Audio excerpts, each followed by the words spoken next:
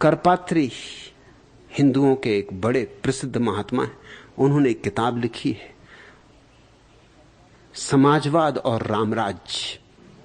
उसमें उन्होंने समाजवाद के खिलाफ जो बहुत सी बातें कही हैं, उनमें एक बात बड़ी मजेदार कही, वो ये कि समाजवाद कभी नहीं आना चाहिए, क्योंकि अगर समाजवाद आ गया तो धर्म का क्या होगा? क्योंकि धर्म की तो आधारशिला दान है। कहा ही है कि दान से बड़ा कोई पुण्य नहीं और लोभ से बड़ा कोई पाप नहीं। धर्म का आधार तो दान है। जब ना कोई अमीर होगा ना कोई गरीब होगा तो कौन दान देगा और कौन दान लेगा? देखते हो तर्क क्या साफ है। इसलिए समाजवाद तो कभी नहीं चाहिए, इससे तो धर्म का विनाश हो जाएगा। धर्म को बचाने के लिए गरीब का बचना जरूरी है, नहीं तो दान किसको दोगे? बात तो जचती है, बात तो तर्कपूर्ण है। अगर दान से ही धर्म होने वाला है तो गरीबों का रखना आवश्यक है, उनकी सुरक्षा करो, बचाओ, गरीबी मिटने मत दो। अनाथ बच्चे चाहिए, भिखमंगे चाहिए, भूखे चाहिए, बीमार लोग चाहिए, बूढ़े चाहिए, विधवाएं चाहिए, ये तो बिल्कुल आवश्यक है, नहीं तो इनके बिना धर्म ही नष्ट हो जाएगा। इन्हीं पे तो चढ़ चढ़ के महात्मा गण स्वर्ग तक पहुंचते। ये तो सीढ़ियां हैं मोक्ष की, और तुम सीढ़ियां ही मिटाए दे रहे हो। समाजवाद यानी सीढ़ियां ही खत्म, न देने को कोई न लेने को कोई, तो धर्म विनष्ट हो जाए। ये समाज सुधारक है, ये कहते हैं सेवा होनी चाहिए। मैं चाहूंगा ऐसी दुनिया जहां सेवा की कोई जरूरत ना हो, जहां किसी को सेवा की कोई जरूरत ना हो। मैं चाहूंगा ऐसी दुनिया जहां ये समाज सुधारकों की कोई आवश्यकता ना हो। ये तो बड़ी अजीब सी स्थिति है।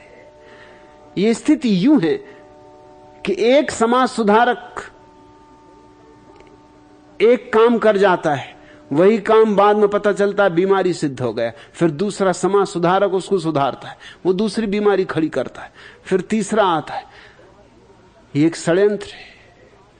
दो आदमी एक धंधा करते थे, पार्टनर थे,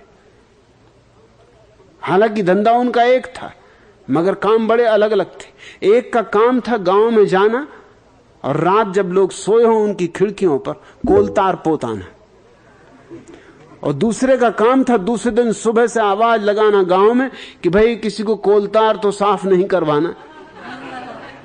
स्वभाव था जो जो सुबह उठ के देखते कर उनकी खिड़की पे कोलतार लगा, बुलाते कि भैया अच्छे मौके पे आ गए।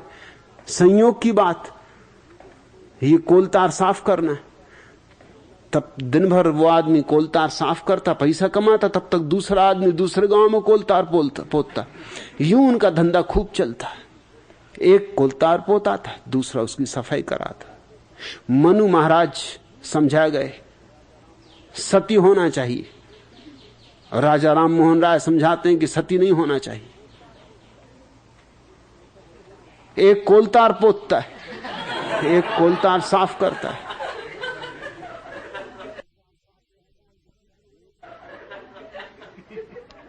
एक समझाता है कि शूद्र होना चाहिए क्योंकि शूद्र हुए ब्रह्मा के पैरों से, नहीं तो व्यवस्था ही नष्ट हो जाएगी।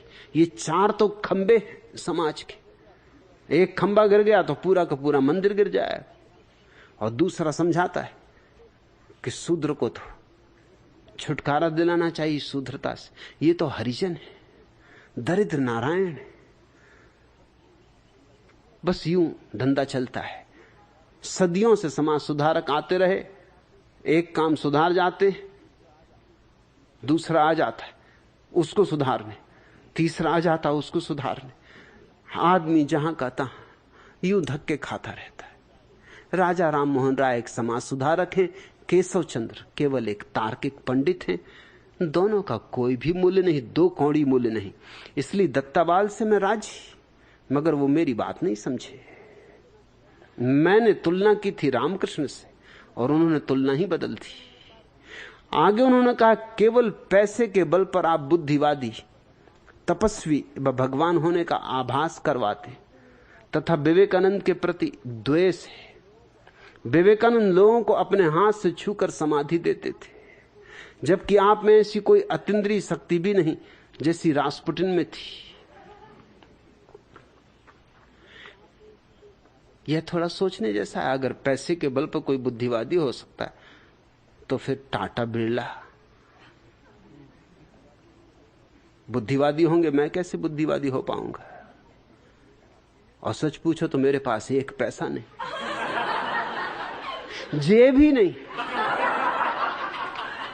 पैसा भी हो तो कहां रखूं?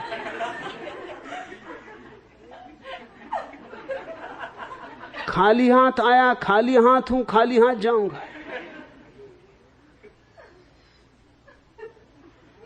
ये किसने उनको कह दिया कि मैं पैसे के बल पर बुद्धिवादी? अगर पैसे के बल पर लोग बुद्धिवादी होते हो तो फिर बहुत पैसे वाले उनको बुद्धिवादी होना चाहिए।